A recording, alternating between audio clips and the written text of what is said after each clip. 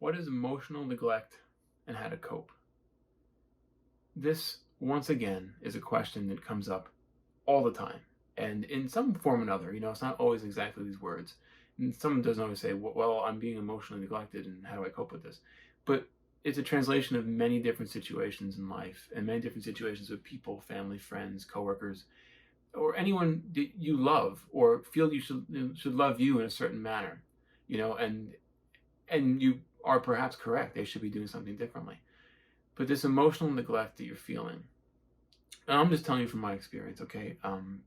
This is just the way it feels over here. This is not universal, but it's certainly how it feels over here. How do I deal with the perception of emotional neglect?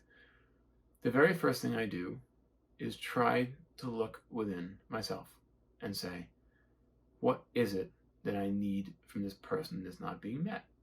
And why is it that I need this? What is it that I am missing? What am I missing here? How is this?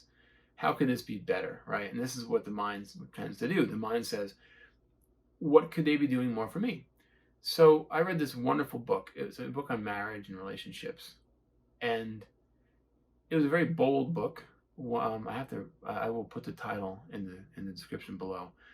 And in this book, the author made a very bold statement and said, it always starts with you in a relationship. Now, okay, this is a very, very broad statement.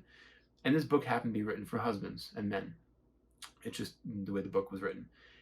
And he said specifically, this is a father of many years and a husband who had many difficulties, and said, if you feel emotionally neglected, reflect on how you are emotionally neglecting. So the neglected and the neglecting are interchangeable according to this particular person. So I tried to do that consciously, actively, and I noticed, and I'm constantly reminded, still, trust me, that I too emotionally neglect. I can do more for a person in my life. I can do more, and they can do more for me, and this all can be the case. But the one thinking all of this is somebody who there's no objectivity to this. It's very subjective. There's more of a feeling involved in this. I feel like this should be, or this should be the case, or could be the case, or if only it were the case. But in many cases, it's not. And why is this the case? So many times, I've been asked this a couple of dozen times, and they said, "Why is this person like this? Why can't they just figure it out?" And I always refer to the statement of blind spots, like in a car driving. There are so many blind spots for people. And until they're made aware of them, and until you bring awareness and shine the light of awareness on these holes, these blind spots in their daily activities, so to speak, or the way they react to certain things or do certain things, the less awareness that's shined on this, the more unlikely it is that they'll break out of it. So the teaching told me, the teachings, apologies, all the wisdom teachings, is how I interpret it. I'm able to only control, so to speak, it's a very low statement, what's happening here. Okay? The person I'm looking at is the result of years and years and years and years and years of programming and input and outputs that I can't calculate. Okay? I don't know how to calculate that. And I can't possibly imagine every part of their life experience in its totality. Even someone you're married to, I'm married for about almost 15 years now, and there are things, I know a lot about her, and I love her, right? Completely. Or I try to.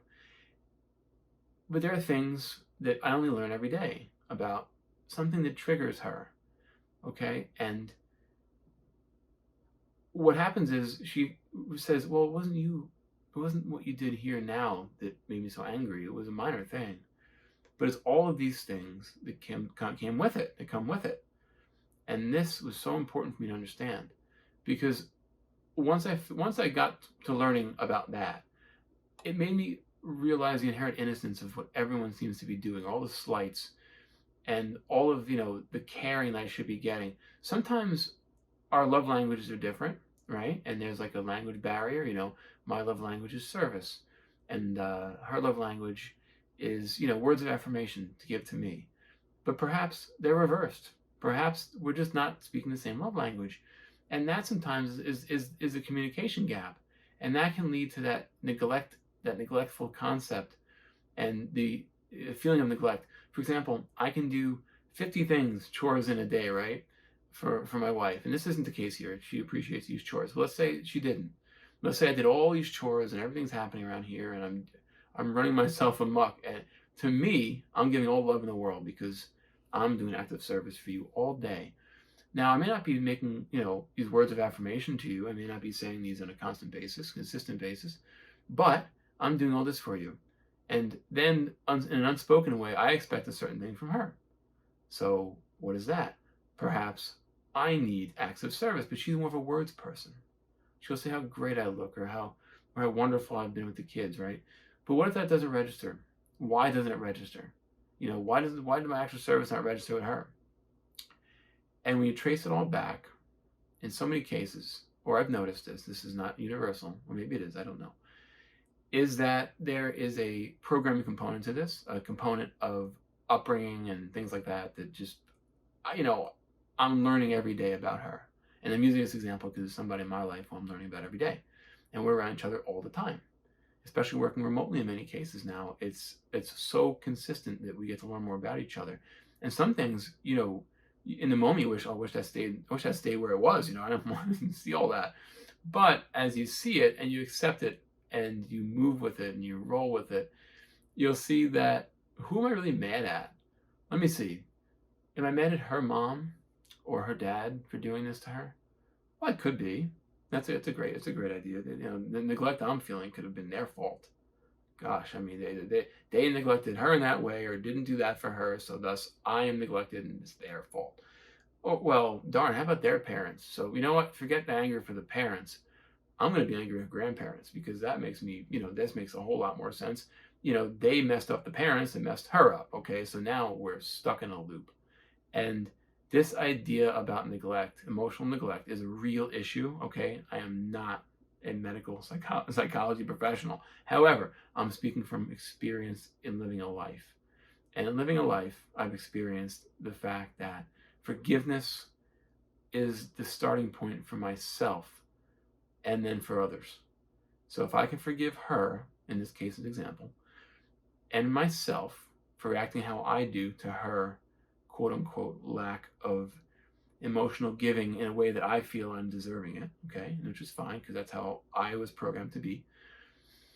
If I can forgive that, I am in a much better position because then the fighting, then silence can be there. Then I can observe this silently, and I do this sometimes, and sometimes to a fault. I'm silent a lot and I listen a lot when there's something being said to me, even in an aggressive manner. It's the fighting in the moment, fighting the heat of the moment and rolling around the mud. It doesn't work for me, right? I try to always do my best to remain present to what's happening and always try to forgive as it's happening. It's a very important thing that I've learned. So I want to share that with you today. So if you're feeling emotionally neglected, I usually go back to the love languages and see what it is that I'm missing. In many cases, as a communicator, she'll tell me what I'm missing, which is very helpful. And I try to listen and not get angry and bitter, which happens too. And it's okay because I sit with that and I'm trying to remain calm about such things like that. And that for today is all I have. So thank you so much for listening and have a wonderful rest of your day. Bye for now.